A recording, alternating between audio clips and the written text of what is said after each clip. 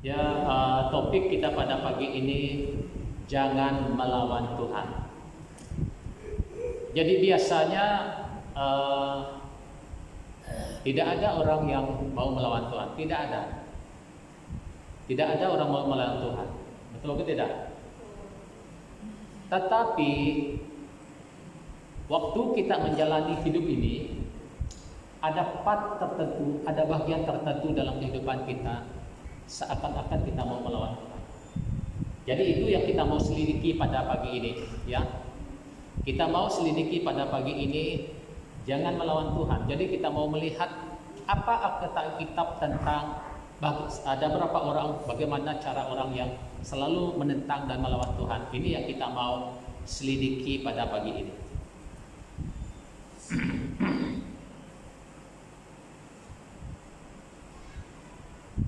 Yang pertama, kita terus kepada poin yang pertama, ya. Yang pertama kita lihat bagaimana orang yang melawan Tuhan. Kita baca dalam Bilangan. Bilangan 14 ayat 2 hingga 5. Bersungut-sungutlah semua orang Israel kepada Musa dan Harun. Dan setiap umat itu berkata kepada mereka, kiranya kami mati di tanah Mesir atau di padang gurun. Mengapa Tuhan membawa kami ke negeri ini? Supaya kami tewas oleh pedang dan istri kami dan istri serta anak-anak kami menjadi tawanan. Bukankah lebih baik kami pulang ke Mesir? Dan mereka berkata seorang kepada yang lain, baiklah kita mengangkat seorang pemimpin lalu pulang ke Mesir. Jadi saudara-saudara, kita lihat ada kata-kata di situ, mengapa Tuhan membawa kami ke negeri ini. Orang Israel dalam kisah ini, kalau kita lihat dalam kisah ini, di mana orang Israel apabila Tuhan Musa memutus 12 pengintai pergi mengintai tanah Kanaan, dan mereka membawa laporan yang begitu negatif sekali. Tidak dapat kita pergi ke sana, mereka itu seperti raksasa, kita ini seperti belalang, kita ini kecil saja, tidak mampu kita lawan mereka. Itulah kata-kata yang menghancurkan, menakutkan orang umat Israel. Sedangkan ada dua orang, Yosua dan Kaleb, mereka meyakinkan orang Israel, tidak, kita pasti maju dan kita pasti menang. Tuhan menyertai kita, sebab yang menyertai mereka sudah lari, sedangkan Tuhan yang menyertai kita pergi. Sedangkan ketika orang ini tidak, kata mereka itu besar seperti raksasa, kita ini kecil, mana mampu kita lawan. Inilah menyebabkan orang Israel bersungut-sungut kepada Harun dan Musa, dan jemaat itu kecewa. Dan akhirnya mereka berkata, kiranya kami mati di tanah Mesir atau di padang gurun. Lebih baik kami mati di situ, kata mereka, daripada kami datang ke sini. Lalu mereka mengatakan, mengapa Tuhan membawa kami ke negeri ini? Supaya kami tewas oleh pedang dan istri serta anak-anak kami menjadi tawanan. Bukankah lebih baik kami pulang ke Mesir? Dan mereka berkata seorang kepada yang lain, lebih baik kita mengangkat seorang pemimpin lalu pulang ke Mesir. Ini adalah ucapan orang yang kecewa dan melawan Tuhan. Ya, mereka melawan Tuhan, mereka tidak mau. Mereka mau lari balik ke Mesir, mereka mau pulang ke Mesir. Jadi inilah orang Israel ini. Saudara-saudara, kita lihat sampai mereka mau melempari Harun dan Kaleb dan orang Musa dan yang lain dengan batu. Tetapi kemuliaan datang. Kalau kemuliaan tidak datang, Tuhan datang, pasti Kaleb dan Yosua sudah mati dilempari batu, masuk Musa. Tapi Tuhan sendiri yang hadir sehingga mencegah mereka. Jadi saudara-saudara, kita lihat, ya, apa yang membuat mereka melawan Tuhan adalah tidak tahan menghadapi percobaan dan ujian. Tidak tahan menghadapi percobaan dan ujian. Saudara-saudara, sebagai kita orang percaya, kadang-kadang kita tidak tahan menghadapi percobaan dan ujian. Lalu kita berkata, Tuhan, mengapa Engkau izinkan ini untuk saya? Tuhan, mengapa engkau melakukan hal ini kepada saya sedangkan saya beriman kepadamu? Inilah ucapan orang yang kecewa. Orang yang selalu menentang Tuhan, yang mau melawan Tuhan. Tetapi tidak tahu di sebalik semua itu ada kebaikan Tuhan yang Tuhan sediakan bagi setiap orang. Nah, kita lihat lagi Bilangan 14 ayat 11. Sambung ayat pasal 14 tadi. Tuhan berfirman kepada Musa, berapa lama lagi bangsa ini menista aku, dan berapa lama lagi mereka tidak percaya kepadaku, sekalipun sudah ada segala tanda mukjizat yang kulakukan di tengah-tengah mereka. Bayangkan saja orang Israel, Tuhan telah mengadakan tanda-tanda ajaib yang luar biasa sejak mereka keluar dari Mesir. Mereka menyeberangi Laut Teberau. Tuhan memberi air dari gunung batu. Tuhan memberi mana dari langit untuk menjadi makanan mereka. Tuhan melindungi mereka dan semuanya. Tetapi masih melawan Tuhan. Tetapi masih menista Tuhan. Tetapi tidak tahan menghadapi pencobaan dan ujian. Akhirnya Tuhan yang dipersalahkan. Inilah kata-kata yang mempersalahkan Tuhan. Mengapa Tuhan membawa kami ke negeri ini? Kata-kata yang mempersalahkan Tuhan di dalam hidup ini adalah melawan Tuhan. Saudara-saudara, inilah orang Israel yang telah mengalami mukjizat Tuhan, yang telah mengalami anugerah Tuhan, yang mengalami kasih karunia Tuhan, yang telah mengalami mukjizat Tuhan, tetapi tetap juga melawan Tuhan. Kenapa? Karena mereka tidak tahan menghadapi ujian dan cobaan. Saudara-saudara, hidup ini kita tidak akan terlepas daripada ujian dan cobaan. Jangan ujian dan cobaan itu yang membuat kita menyalahkan Tuhan. Jangan ujian itu membuat kita, Tuhan, mengapa engkau buat begini pada saya? Inilah kata-kata yang selalu menentang Tuhan. Jadi saudara-saudara, kalau kita di posisi orang Israel yang selalu menyalahkan Tuhan, kita sedang dalam posisi yang bahaya. Jadi saudara-saudara, kita semua ini telah mengalami mukjizat Tuhan. Saya yakin percaya. Saya telah mengalami banyak mukjizat Tuhan dalam hidup saya. Sejak saya orang yang berdosa, orang yang tidak ada pengharapan, di situ Tuhan menyelamatkan saya. Orang yang tidak layak, Tuhan panggil menjadi alat Dia, menjadi melayani Dia. Saya mengalami banyak mukjizat Tuhan. Untuk apa kita mau menyalahkan Tuhan di dalam sesuatu yang sedang kita alami? Sesuatu yang dipakai Tuhan untuk membentuk kita, tidak boleh kita menyalahkan Tuhan. Tetapi kita terima dengan adanya jika benar itu adalah proses Tuhan dalam kehidupan kita. Amin. Terimalah itu. Kalau itu merupakan proses Tuhan untuk membentuk Anda menjadi manusia yang berkenan di hadapan Dia, harus melalui proses dan terima itu. Kalau tidak, kita akan menyalahkan Tuhan.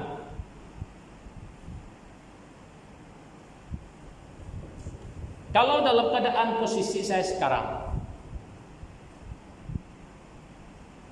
saya tidak pernah menyalahkan Tuhan. Sebaliknya, saya bersyukur kepada Tuhan. Kenapa? Karena apa yang sedang saya alami adalah proses saya untuk saya semakin sungguh-sungguh mencari Tuhan. Itulah yang membuat saya bersyukur kepada Tuhan. Saudara-saudara, sebelum ini saya tetap memang seorang pelayan Tuhan, saya tetap melayani Tuhan, tetapi tidak sungguh-sungguh di dalam doa. Tetapi apabila saya diizinkan mengalami seperti yang saya hadapi sekarang ini, saya bersyukur karena Tuhan sedang membentuk saya menjadi lebih baik. Itulah saya terimanya dengan positif. Maka itu kita harus menerima sesuatu dengan positif. Jangan pernah menyalahkan Tuhan. Bilangan 14:22. Sambung ayat ini, saya lompat saja pergi ke ayat yang kita mau baca. Yang berbunyi demikian. Semua orang yang telah melihat kemuliaanku dan tanda-tanda mukjizat yang ku perbuat di Mesir dan di padang gurun, namun telah 10 kali mencobai aku dan tidak mau mendengar suaraku. Dengar baik. Kata Tuhan, semua orang yang telah melihat mukjizat Tuhan, tanda-tanda yang ajaib yang Tuhan telah buat di Mesir dan di padang gurun, tetapi namun kata Tuhan, telah 10 kali mencobai aku dan tidak mau mendengar suaraku. Inilah kedegilan hati. Inilah rangai sikap orang yang mau yang baik saja dari Tuhan, tetapi tidak mau terima yang tidak baik. Kata Ayub, apakah kita mau menerima yang baik saja dari Tuhan dan tidak mau terima yang jahat, yang buruk? Tetap kata Ayub. Dan Ayub berkata, terpujilah Tuhan, Tuhan yang memberi, Tuhan yang mengambil. Dan Ayub sanggup menerima apa adanya yang Tuhan izinkan dalam hidupnya. Jadi saudara-saudara, orang Israel ini tadi mereka telah melihat mukjizat yang luar biasa. Mereka telah melihat, menyaksikan semuanya 10 tulah yang ada di Mesir. Tuhan lakukan sebelum mereka keluar dari Mesir. Mereka semuanya menyaksikannya dengan mata kepala mereka sendiri. Dan mukjizat-mukjizat yang luar biasa di Mesir. Dan mereka keluar dari Mesir pun di padang gurun, Tuhan melakukan lebih lagi dahsyat mukjizatnya, yaitu padang laut Teberau dibelah dua dengan kaki mereka berjalan dengan kaki yang kering. Dan banyak hal-hal lagi yang luar biasa Tuhan lakukan. Namun kata Tuhan, mereka 10 kali mencobai aku dan tidak mau mendengar suaraku. Sangat-sangat degil. Saudara-saudara, ini yang kita lihat ya. Kalau selama ini kita telah melihat mukjizat Tuhan, kalau kita selama ini telah mengalami kebaikan Tuhan dalam hidup kita, kalau selama ini kita mengalami anugerah Tuhan, berkat Tuhan dalam kehidupan kita, tetapi masih mau mencobai Tuhan, ini bahaya. Orang yang mencobai Tuhan kira-kira dia kata begini, Tuhan, bukankah firman Tuhan mengatakan mintalah maka kamu akan diberi? Nah sekarang Tuhan saya miskin, kenapa Tuhan tidak jawab? Kenapa Tuhan tidak memberkati saya? Inilah kata-kata keluhan-keluhan yang menentang, yang mempersalahkan Tuhan. Bukankah ayat firman Tuhan yang lain menyuruh kita sabar? Bukankah ayat firman Tuhan yang lain untuk sabar menanti? Bukankah ayat firman Tuhan yang lain untuk menyelidiki hati kita?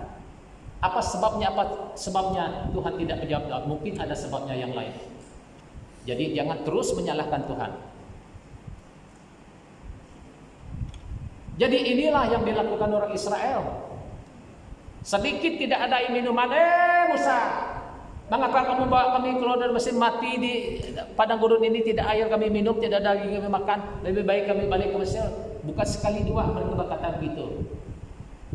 Tidak ada air, langsung bersungut lalu menyalahkan Tuhan. Mengapa Tuhan buat begini? Mengapa biarkan kami mati di sini? Setelah itu tidak ada makan, tidak ada daging. Lebih baik kami makan daging dalam kuali di Mesir daripada muak makan mana-mana setiap hari. Selalu terus menerus. Saudara-saudara, itulah sebabnya Tuhan berkata, namun telah 10 kali mencobai aku dan tidak mau mendengar suaraku. Inilah orang Israel yang selalu menentang Tuhan atau selalu melawan Tuhan. Jadi oleh itu saudara-saudara, kita belajar daripada orang Israel supaya jangan sampai kita melakukan hal yang sama.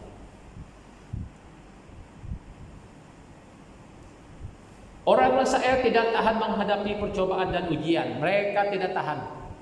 Sedikit ujian sudah bersungut, sedikit ujian sudah menyalahkan Musa, menyalahkan Harun. Sedikit percobaan datang menyalahkan Tuhan. Mengapa Tuhan membawa mereka keluar dari Mesir? Tidak pernah mereka belajar. 40 tahun bukan masa yang sedikit. Sepatutnya 4 tahun, 1 tahun, 2 tahun, 3 tahun sepatutnya mereka sudah belajar. 40 tahun masih tetap memberontak yang sama. Bukan 40 tahun, bukannya masa yang sedikit. Kalau kita sebagai orang Kristen dalam usia 40 tahun sepatutnya kita sudah matang dan menjadi dewasa. Tetapi orang Israel 40 tahun di atas padang Mesir tidak pernah dewasa rohani. Tak pernah dewasa rohani. Maka itu Tuhan mereka habis mati di padang gurun, kecuali Kaleb dan Yosua dan anak-anak yang berusia 19 tahun ke bawah yang keluar dari Mesir, yang masuk ke tanah Kanaan.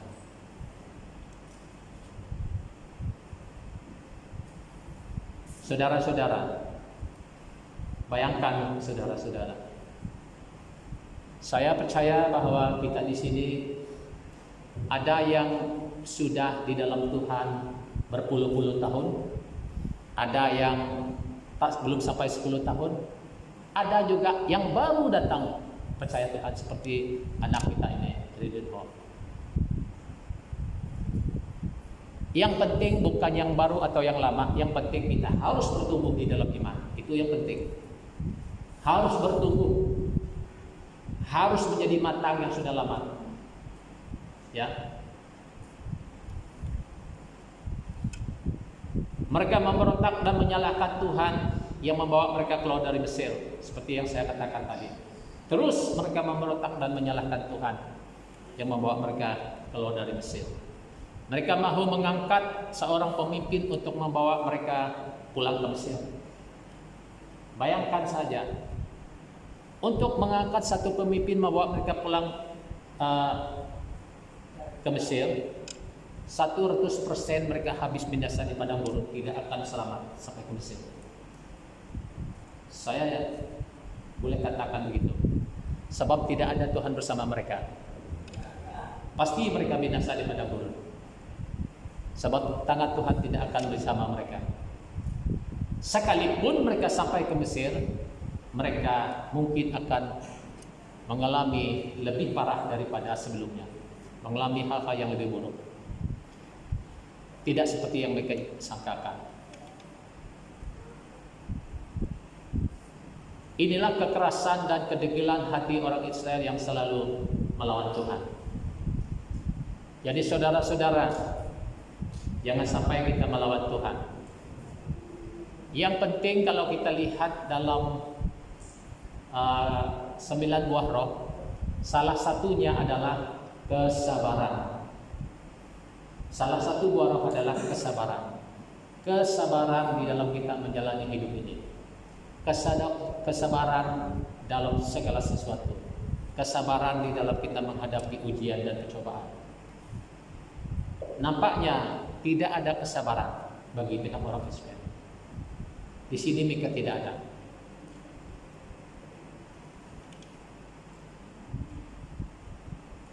Ayub 9 ayat 4. Allah itu bijak dan kuat, siapakah dapat berkeras melawan dia dan tetap selamat. Allah itu bijak dan kuat, siapakah dapat berkeras melawan dia dan tetap selamat. Tidak ada yang selamat kalau tetap berkeras mau melawan Tuhan.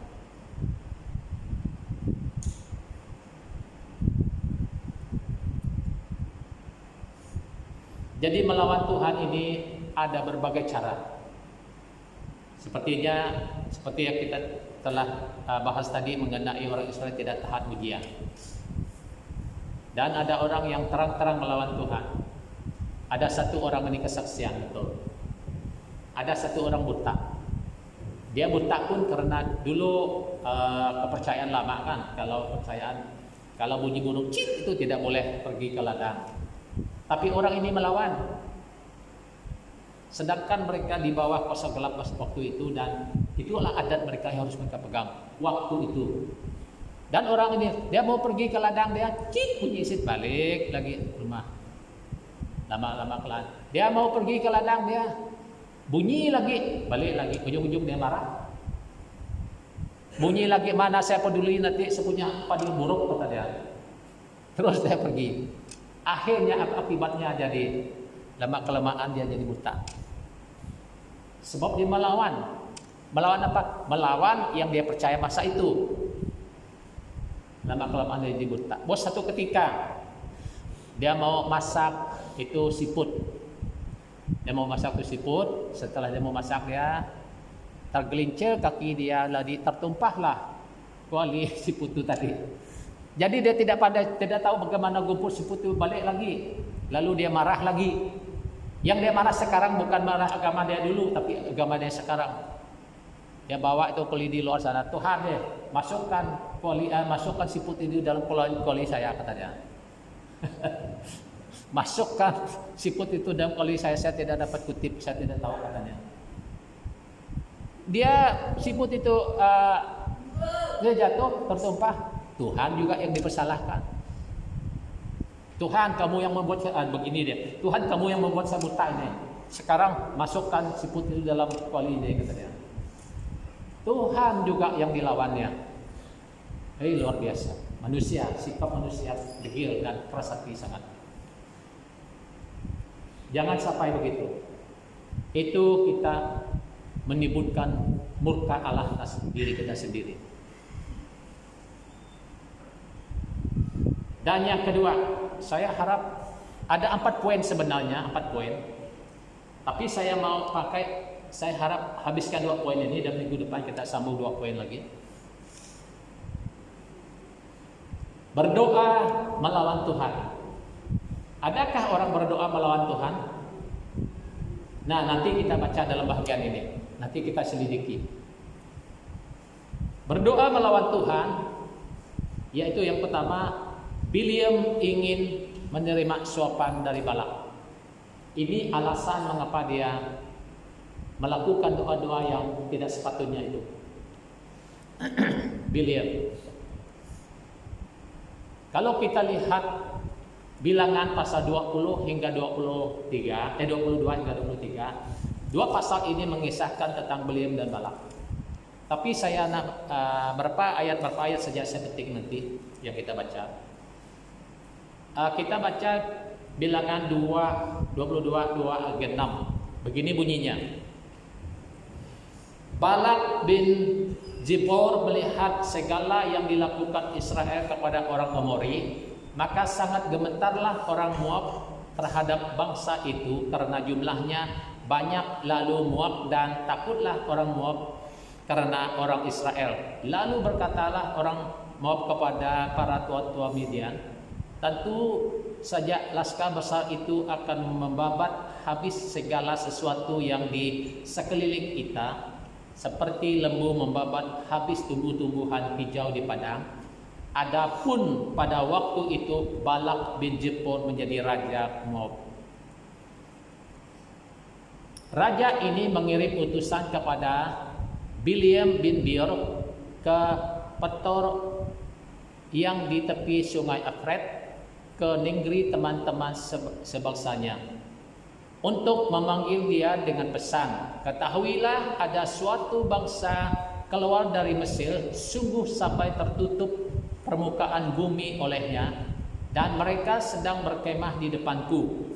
Karena itu datanglah dan kutuklah bangsa itu bagiku, sebab mereka lebih kuat daripadaku. Mungkin aku sanggup mengalahkannya dan menghalaunya dari negeri ini, sebab aku tahu siapa yang kau berkati dia boleh berkat, dan siapa yang kau kutuk dia kena kutuk.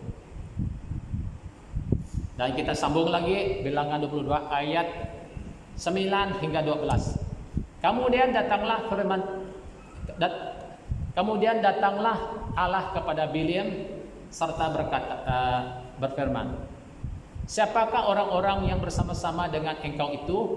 Dan berkatalah Bileam kepada Allah, Balak bin Zippor orang Moab yang mengutus orang kepadaku dengan pesan, ketahuilah ada bangsa yang keluar dari Mesir, dari permukaan dan permukaan bumi tertutup olehnya. Karena itu datanglah, serapahlah mereka bagiku, mungkin aku akan sanggup berperang melawan mereka dan menghalau mereka.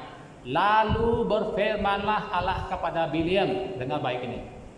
Lalu berfirmanlah Allah kepada Bileam, jangan engkau pergi bersama-sama dengan mereka. Jangan engkau mengutuk bangsa itu, sebab mereka telah diberkati. Jelas firman Tuhan telah melarang keras Bileam, jangan. Yang pertama, jangan pergi bersama orang-orang itu. Yang kedua, janganlah mengutuk bangsa Israel itu, sebab mereka telah diberkati. Firman Tuhan ini sudah jelas sekali. Selas, ya. Ya. Nah, kita sambung lagi 15 hingga 17. Tetapi Balak mengutus pula pemuka-pemuka lebih banyak dan lebih terhormat daripada yang pertama. Setelah mereka sampai kepada Bileam, berkatalah mereka kepadanya, beginilah kata Balak bin Zippor, janganlah biarkan dirimu terhalang-halang untuk datang kepadaku, sebab aku akan memberi upah sangat banyak, dan apapun yang kau minta daripadaku, aku akan mengabulkannya. Datanglah dan serpahlah bangsa itu. Nah, ayat 19. Nanti saya beri penjelasan tentang bagian ini. Oleh sebab itu, baiklah kamu pun tinggal di sini pada malam ini, supaya aku tahu apakah pula yang difirmankan Tuhan kepadaku. Ini kata Balak. Nah, saudara-saudara, begini cerita ini. Pada waktu orang Israel keluar dari Mesir, mereka telah mengalahkan bangsa-bangsa di dalam perjalanan mereka. Dan apabila mereka datang di Moab, mereka takut dan belum mereka sampai di Moab. Dan Raja Balak pada waktu itu menjadi raja orang Moab. Jadi mereka gemetar dan takut karena orang Israel, karena mereka telah mendengar berita bahwa orang Omori dan orang lain pun telah dibinasakan oleh orang Israel. Jadi ada pada itu bahwa ada satu nabi palsu atau dukun yang bernama Balak yang dipanggil oleh yang bernama Bileam, yang dipanggil oleh Balak untuk datang mengutuk bangsa Israel. Sebab menurut Balak, aku tahu katanya, siapa yang kau berkati pasti mendapat berkat, siapa yang kau kutuk pasti kena kutuk. Jadi dengan harapan Bileam ini tadi mengutuk bangsa Israel supaya mereka dikutuk dan Balak dapat mengalahkan mereka. Itulah yang dalam cadangan Balak. Jadi Balak ini tadi dia mengirim utusannya pergi berjumpa dengan Bileam dengan berkata supaya dia datang untuk mengutuk bangsa Israel. Sebab dia tidak dapat lawan mereka, jadi dengan kutukan yang dilakukan oleh Balak itu dengan harapan supaya Balak boleh mengalahkan orang Israel. Nah, apa yang kita lihat di sini, kita kembali kepada ayat tadi. Nah, apabila Balak mendengar daripada utusan tadi, dan Balak berkata, dan biarlah tinggallah kamu sini bermalam ini, nanti saya bertanya kepada Tuhan, katanya. Lalu Balak ini pada malam itu dia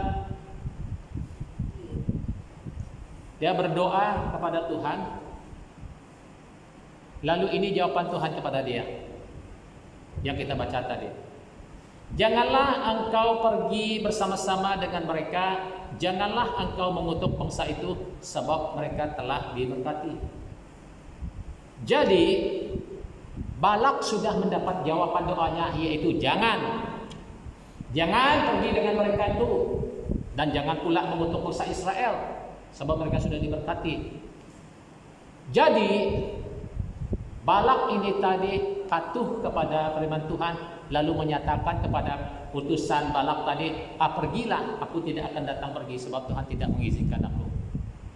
Nah, terjadi lagi kita lihat tadi apabila utusan itu sampai kepada Balak, lalu memberitahukan kepada Balak bahwa Bileam tidak dapat datang. Dan akhirnya inilah yang kita baca 15 hingga 17. Tetapi Balak pula mengutus pula pemuka-pemuka yang lebih banyak dan lebih terhormat dari yang pertama.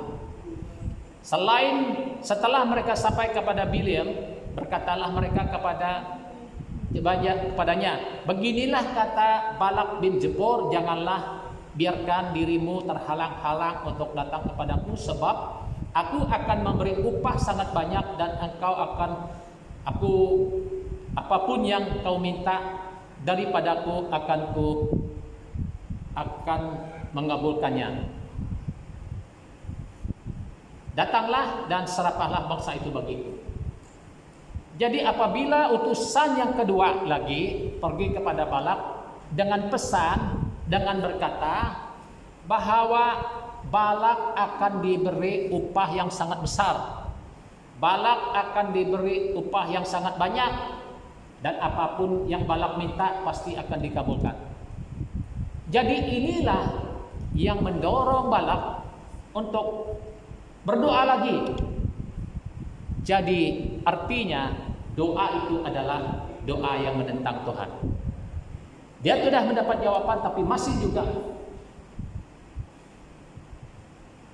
ini tidak masuk akal doa ini ya. Dia masuk akal. Contohnya kita berdoa kepada Tuhan supaya orang ini mati. Ini contoh. Layakkah kita doa begitu? Kita berdoa kepada Tuhan supaya orang ini dikutuk Tuhan. Ini doa apa ini? Kita berdoa kepada Tuhan supaya pendeta itu, hamba Tuhan ini dikutuk Tuhan, atau orang percaya ini tidak diberkati Tuhan, supaya hidupnya susah. Tidak ada doa begitu, hanya Balak saja. Itulah sebabnya ayat yang seterusnya katakan, ayat 19, itulah sebabnya dia minta doa 2 kali. Oleh sebab itu, baiklah kamu pun tinggal di sini pada malam ini, supaya aku tahu apakah pula akan difirmankan Tuhan kepadaku. Tuhan sudah terang-terang mengatakan, jangan kutuk mereka ini, bangsa ini adalah diberkati. Tetapi masih lagi bertanya, apa lagi yang Tuhan beritahukan kepadaku, katanya. Kenapa? Kenapa apa yang mendorong Balak untuk terus bertanya supaya Tuhan beri peluang untuk mengutuk Israel? Apa sebab? Apa yang menyebabkannya? Adalah karena suap, karena upah yang sangat banyak. Karena dia pikir apa yang diminta nanti pasti akan raja bagikan. Inilah yang membuat Balak terus menentang Tuhan, berdoa melawan Tuhan. Saudara-saudara, ini bukan sekadar menentang Tuhan, tetapi dosa besar di mata Tuhan. Jadi inilah yang kita lihat ya, Balak. Saudara-saudara, kadang-kadang jangan kita berdoa melawan Tuhan. Maksudnya, kalau sesuatu yang Tuhan tidak bagikan kepada kita, atau sesuatu yang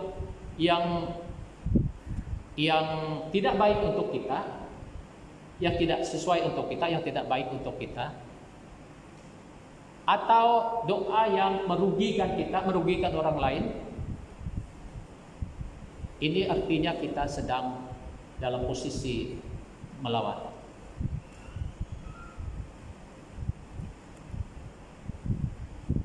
Dua Korintus pasal 2 ayat 15. Oleh karena mereka telah meninggalkan jalan yang benar, maka tersesatlah mereka lalu mengikuti jalan Bileam bin Beor, yang suka menerima untuk perbuatan-perbuatan yang jahat.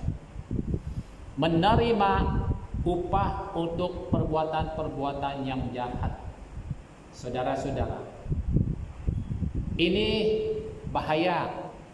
Kalau kita menerima upah untuk perbuatan-perbuatan yang jahat, ini adalah dosa. Dosa yang menentang kebenaran. Jadi, hati-hati supaya kita jangan sampai menerima upah, tetapi di sebaliknya tidak baik. Di sebaliknya ada kejahatan. Jadi saudara-saudara,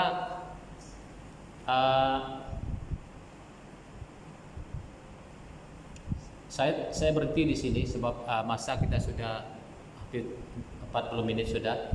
Nanti ada 2 poin lagi kita akan bawa kita untuk minggu depan, dan itu adalah mengenai doa menentang keputusan Tuhan, atau doa yang melawan, di bawah tema doa yang melawan Tuhan.